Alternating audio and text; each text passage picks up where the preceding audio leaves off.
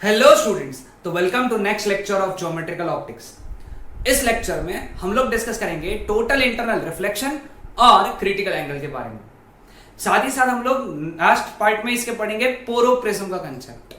Okay, so will start with the concept of total internal reflection. तुम सोच रहे होगे सर टॉपिक तो रिफ्रैक्शन चल रहा है, तो फिर रिफ्लेक्शन कहां से आया? तो रिफ्रैक्शन वाले फिनोमेनन में रिफ्लेक्शन ये पार्ट आ सकता है whenever ray of light moves from denser to rarer medium. ध्यान में रखना, सबसे इंपॉर्टेंट ये जो फिनोमेनन है total internal reflection, this is only for ray of light going from denser to rarer. जो रे ऑफ लाइट डेंसर से rarer medium में जाएंगी उन्हीं के लिए ये फिनोमेनन है which is total internal reflection. Okay, अब ये होता कैसे मैं समझाता हूं। देखो सब लोग यहाँ पे, suppose this is a boundary, ये बाउंड्री है। बाउंड्री के इस साइड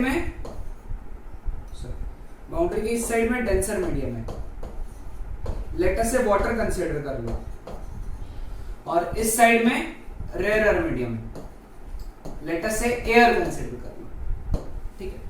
अब हमको मालूम है I is not directly proportional to R, है ना। Angle of incidence is not directly proportional to angle of refraction. हाँ, लेकिन इतना मालूम है कि I बढ़ने से R बढ़ेगा, I बढ़ने से R बढ़ेगा, ठीक है। ये कंसेप्ट ध्यान में रखना। This is a source of light, let us से दिस इज सोर्स, ओके।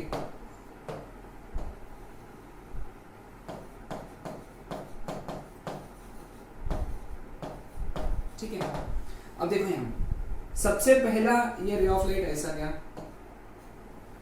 यहां पे हम लोगों ने नॉर्मल बनाया।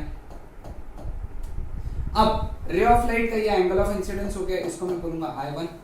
अब मुझे बताओ ray of light will bend away from the normal या टुवर्ड्स द नॉर्मल? क्या आएगा यहाँ पे? It will bend away from the normal because it is going from denser to rarer medium, तो वो ऐसा बेंड हो जाएगा। इसको ज्यादा बड़ा नहीं बनाएंगे हम लोग, इस तरीके से बेंड हो जाएगा, ठीक है। समझ में आया? फिर रे ऑफ लाइट ऐसा गया, ठीक है। तो ये इंसिडेंट लाइट था, ये दूसरा। स्वाभाविक साथ है ये एंगल ऑफ इंसिडेंस I2 है, I2 it is greater then I1, I2 I1 से बड़ा है। ये ज्योमेट्री से समझ में आया, ये I1 था, ये I2 था। तो रे ऑफ लाइट अब ज्यादा बेंड करेगा, रे ऑफ लाइट ज्यादा बेंड किया। ये एंगल ऑफ रिफ्रैक्शन R1 था, ये एंगल ऑफ रिफ्रैक्शन R2 था, ठीक है। समझ में? एंगल ऑफ रिफ्रैक्शन भी बढ़ गया, मतलब R2 is greater then R1, ठीक है। वो बेंड हो रहा है, वो सरफेस की तरफ बेंड हो रहा है, बाउंड्री की तरफ बेंड हो रहा है, ठीक है। अब देखो यहां पे,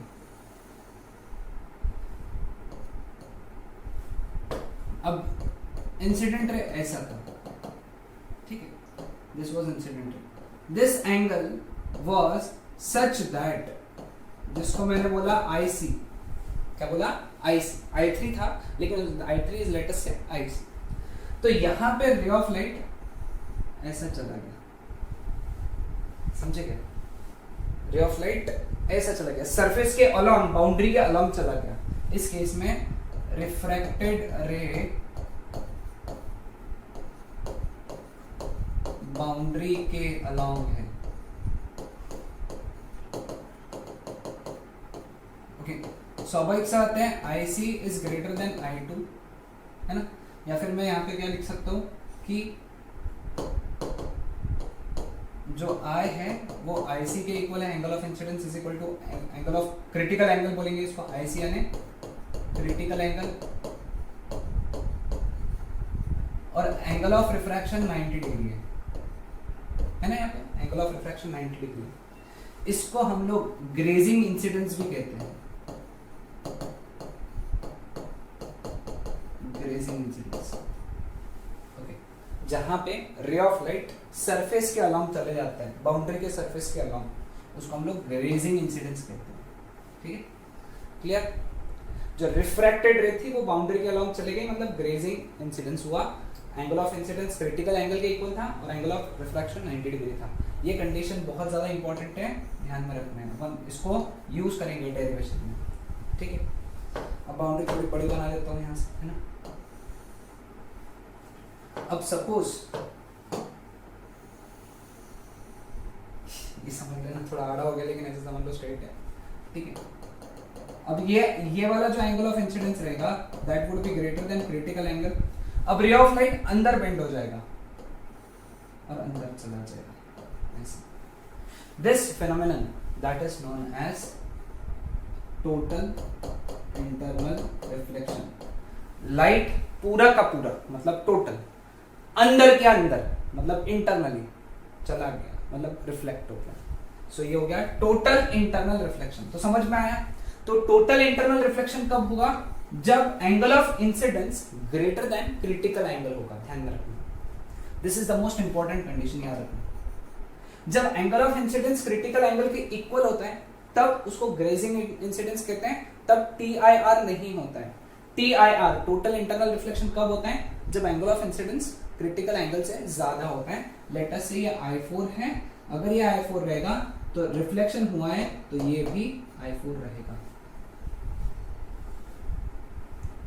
क्या रहेगा? I4, ठीक है। समझ में आया सबको?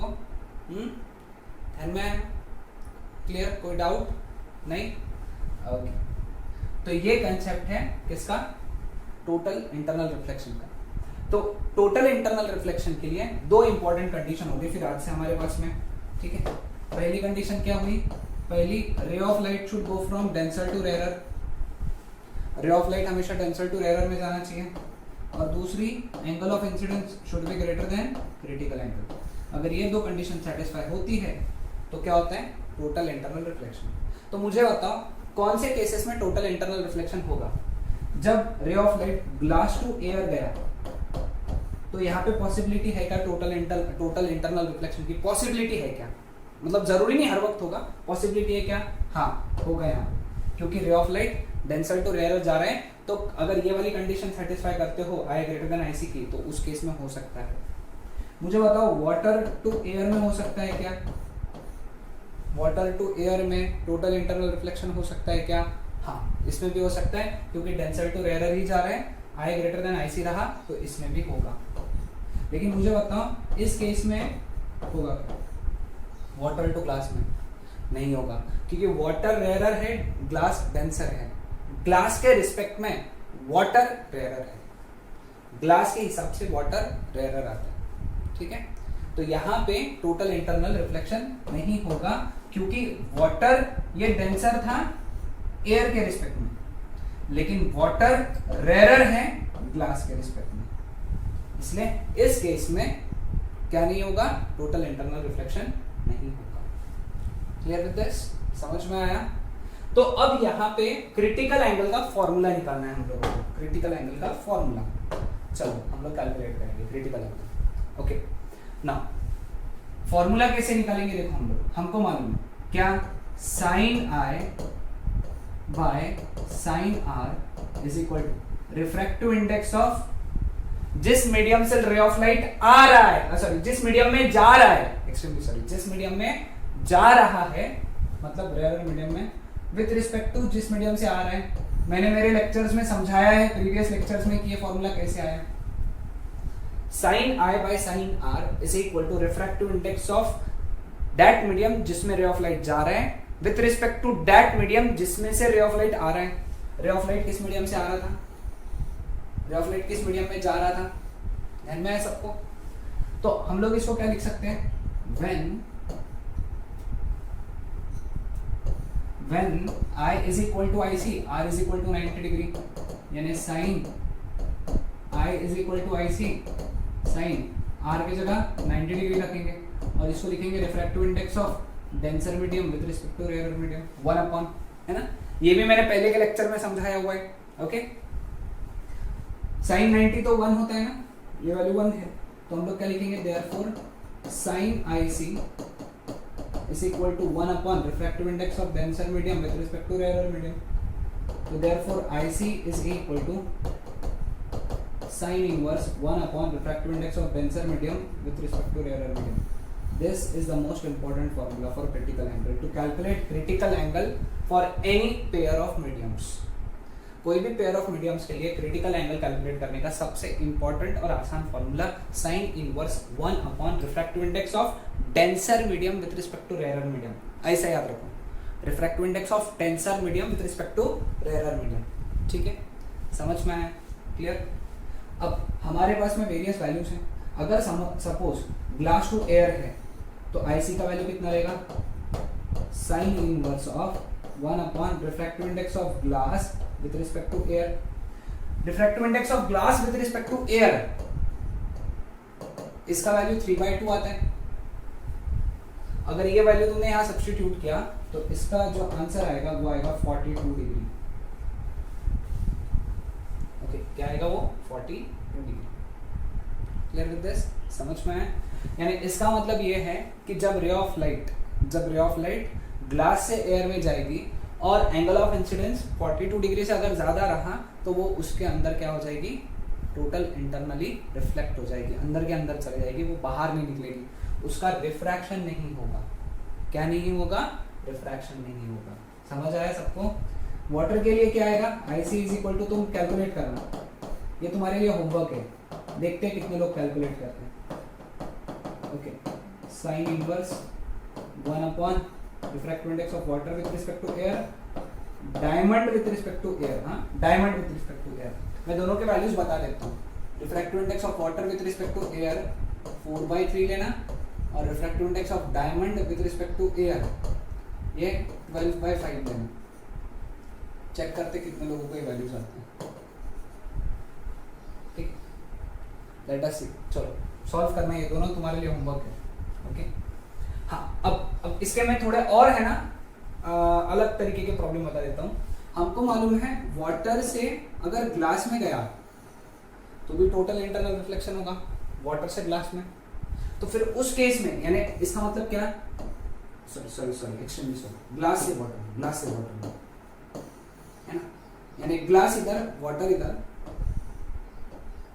या ऐसा, और I ग्रेटर देन IC अगर है तो रे ऑफ लाइट ऐसा नीचे आ जाता है।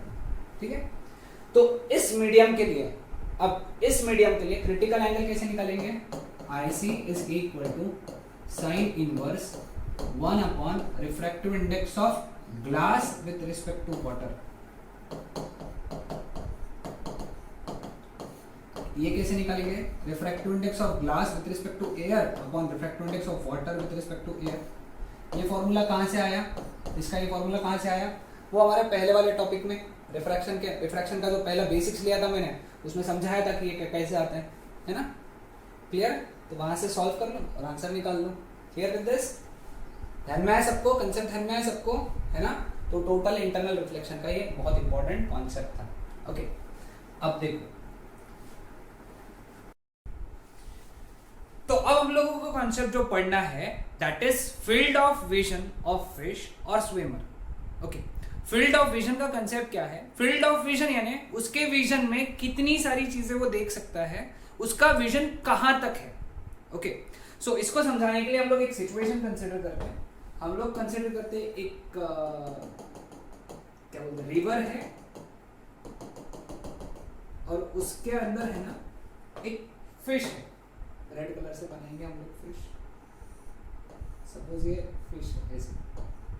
ठीक है, ये जो फिश है this is situated at a depth h।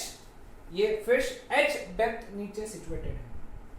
ठीक है, अब ये फिश जो है इसके आंखों से निकलने वाली रेज यहाँ ऐसी जाएगी।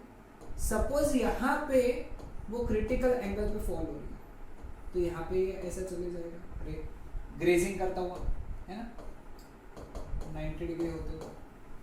इसको हम लोग ग्रेजिंग इंसिडेंस बोलेंगे क्योंकि एंगल ऑफ इंसिडेंस कितना है? क्रिटिकल एंगल जितना। इसका मतलब क्या है? देखो यहाँ पर बताता हूँ, ये IC है तो ये भी IC होगा। अब इसका मतलब क्या है? इसका मतलब ये है कि अगर कोई बर्ड, चिड़िया यहाँ होती है तो वो इस फिश को नहीं दिखेगी क्योंकि वो जो है वो रेंज के बाहर है। उसकी जो आंखों से जो रेज निकल रही है वो यहाँ तक ही पहुंच रही है और यहाँ से वो इसके आगे के एंगल पे वो क्या हो जाएगी? टोटल इंटरनल रिफ्लेक्शन हो जाएगा उनका, तो वो नीचे चले जाएगी, तो ये नहीं आएगी। अब बर्ड अगर यहाँ है तो वो उसके फील्ड ऑफ विजन के अंदर है, अब वो बर्ड को देख सकेगी क्योंकि इसके अंदर टोटल इंटरनल रिफ्लेक्शन नहीं हो रहा है। समझ में है सबको? तो ये विजन के बाहर गया, ये विजन के अंदर है, ठीक है, ये हटा देते हैं।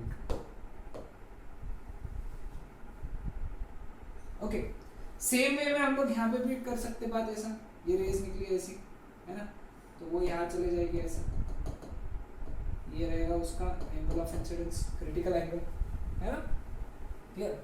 यानी इसका मतलब ये है कि इतने एरिया में जितनी भी चीजें रहेगी ऊपर में वो सारी के सारी इस फिश को दिखेंगी। तो ये कोन के जैसा बना जिसका बेस एक सर्कल है और रेडियस है इसका r, ये 90 डिग्री, ठीक है। अब ये अगर h है तो ये भी हाइट h रहेगा, है ना। अब देखो यहाँ पे सबसे इंटरेस्टिंग बात, यहाँ पे हम लोग क्या लिखेंगे, अब मैथमेटिक्स लगाएंगे, tan IC कितना, अब ये IC है, ये भी IC है, tan IC कितना, opposite upon adjacent, opposite upon adjacent, tan IC is opposite R by adjacent H, ठीक है। बट टोटल इंटरनल रिफ्लेक्शन की कंडीशन क्या है, sin IC that is equal to 1 upon refractive index of water with respect to air, है ना, 1 upon refractive index of denser medium with respect to rarer medium। अब sin IC अगर value ये है तो हमको पता है कि this is opposite and this should be hypotenuse because sin क्या होता है हमेशा opposite upon hypotenuse। यानी अगर मैं एक ट्राइंगल बनाऊं ऐसा राइट एंगल ट्राइंगल जिसमें ये एंगल को मैं IC बोलूं, ये एंगल को IC बोला, तो इसके अपोजिट होना चाहिए 1 और इसका हाइपोटेन्यूस होना चाहिए म्यू w। तो इस ट्राइंगल के लिए sin IC कितना हुआ, 1 अपॉन म्यू w, है ना। ट्राइंगल समझ में आएगा सबको, इससे ट्राइंगल बनाया अपन ने। तो अगर ये हाइपोटेन्यूस और ये 1 है तो इसके एडजेसेंट साइड कितनी होगी, mu w square minus 1, mu w square minus 1, square root of mu w square minus 1, Pythagoras theorem लगा के। तो देयरफॉर हम लोग क्या लिख सकते हैं यहाँ पे, देयरफॉर tan IC कितना होगा इसके लिए, tan IC, tan क्या रहेगा, अपोजिट अपॉन एडजेसेंट, यानी 1 upon square root of mu w square minus 1। Now from equation 1 and from equation 2, 1 and 2 पर से r by h, क्योंकि दोनों का left hand side tan IC है तो राइट हैंड साइड इक्वल होना चाहिए, r upon h is equal to 1 upon square root of mu w square minus 1। h इधर चला गया तो रेडियस बन गया इस कोन का, फील्ड ऑफ विजन के कोन का रेडियस क्या बन गया, h upon square root of mu w square minus 1।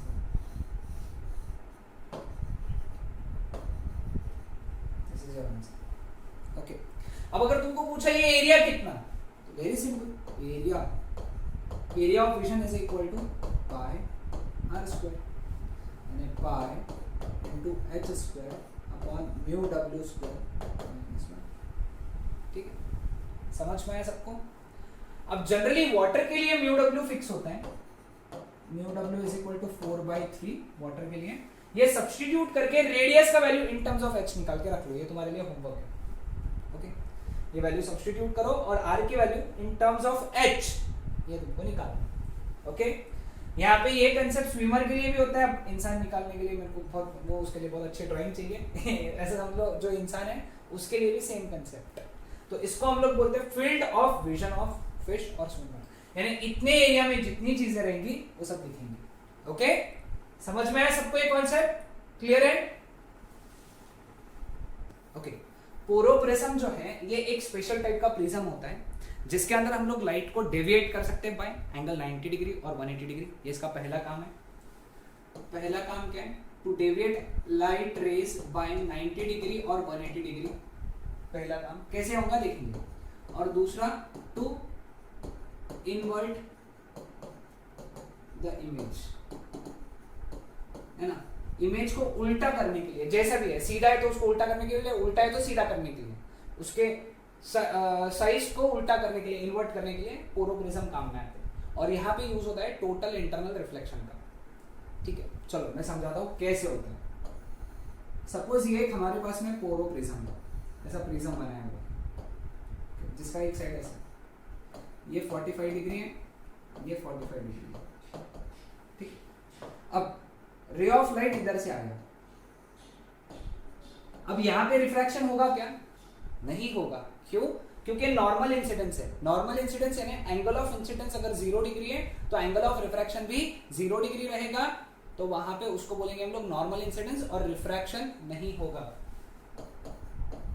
Normal incidence, okay, समझा? तो एक बार वापस से, ये रे ऑफ लाइट आया था, ऐसा अगर आड़ा आता है तो ये ऐसा होता है, लेकिन रे ऑफ लाइट ऐसा सीधा आया, नॉर्मल इंसिडेंस बोलते हैं 90 डिग्री पे, तो वो सीधा निकल जाता है, ठीक है। तो इसका कुछ भी ये नहीं होगा, क्या बोलते हैं, रिफ्रैक्शन नहीं होगा, वो सीधा निकलेगा, ठीक है। अब ये नॉर्मल बना है, अब देखो ये 90 डिग्री है, ये 45 डिग्री है, ये 45 डिग्री होगा, तो ये भी 45 डिग्री होगा। अब ये सपोज ग्लास का बना हुआ है, ग्लास के लिए critical angle it is equal to 45 degree, 42 degree, अभी मैंने समझाया था क्रिटिकल एंगल, और यहां पे ये angle of incidence is equal to 45 degree, तो therefore angle of incidence it is greater than critical angle, तो क्या होगा इसका? टोटल इंटरनल रिफ्लेक्शन होगा। तो अगर ये एंगल 45 डिग्री है तो ये वाला एंगल भी 45 डिग्री रहेगा, angle of incidence is equal to angle of reflection. अब ये 45 डिग्री है तो ये 45 डिग्री, तो ये 90 डिग्री हो गया। मतलब ये भी क्या हो गया, जैसे यहाँ पे नॉर्मल इंसिडेंस हुआ था, तो यहाँ पे भी क्या हुआ, नॉर्मल इंसिडेंस, तो ये रे ऑफ लाइट सीधा निकल गया, है ना। तो हम लोगों ने 90 डिग्री से उसको डेविएट कर डाला, 90 डिग्री से डेविएट हो गया। Clear with this? समझा सबको? हाँ, ओके। तो ये एक तुमको ध्यान में रखना है कि 90 डिग्री से हम लोग रे ऑफ लाइट को डेविएट कर सकते हैं। अब दूसरा देखो कैसा, 180 डिग्री से कैसे डेविएट होगा।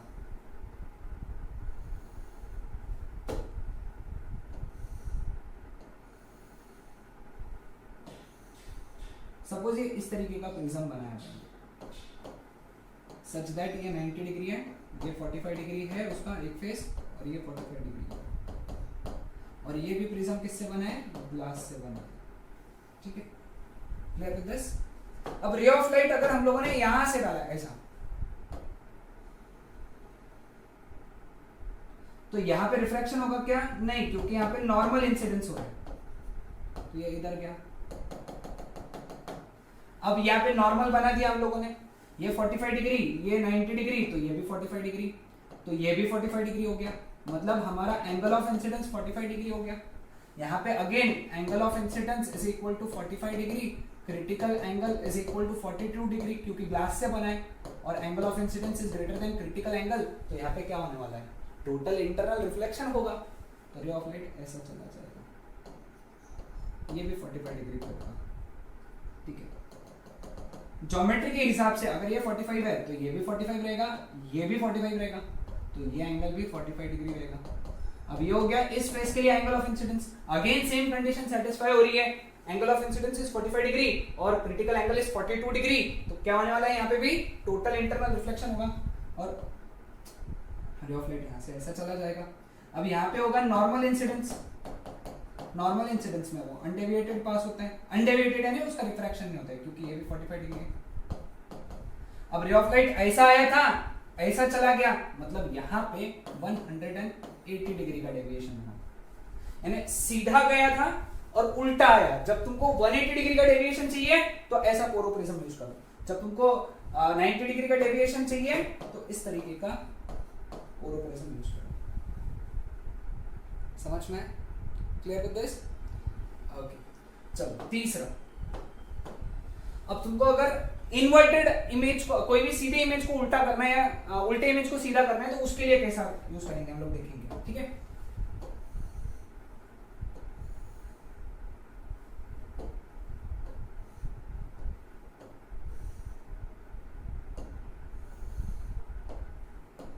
ये 90 डिग्री, ये 45 डिग्री, ये 45 डिग्री, ठीक, क्लियर।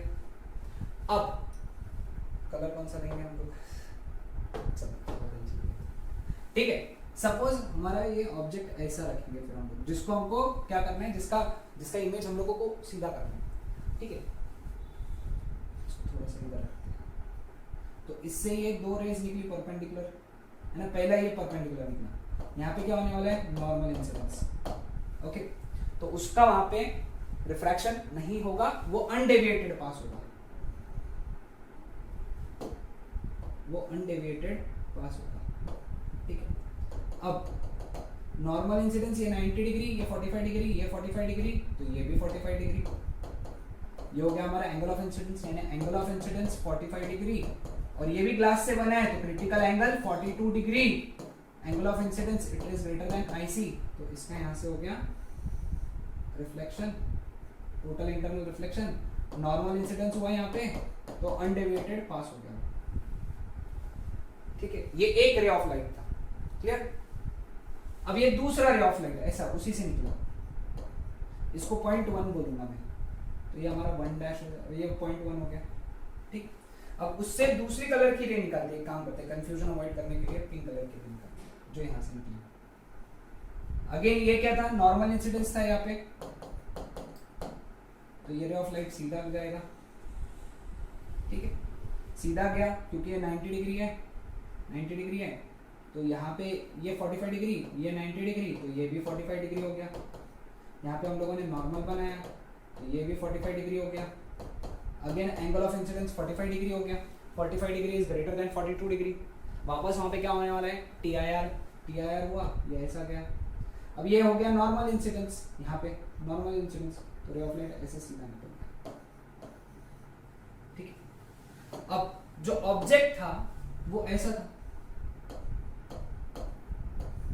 इस डायरेक्शन में था, लेटेस्ट से ऑब्जेक्ट हमारा पिंक टू ऑरेंज, तो इधर ऑब्जेक्ट होना चाहिए पिंक टू ऑरेंज, है ना, ये पिंक टू ऑरेंज।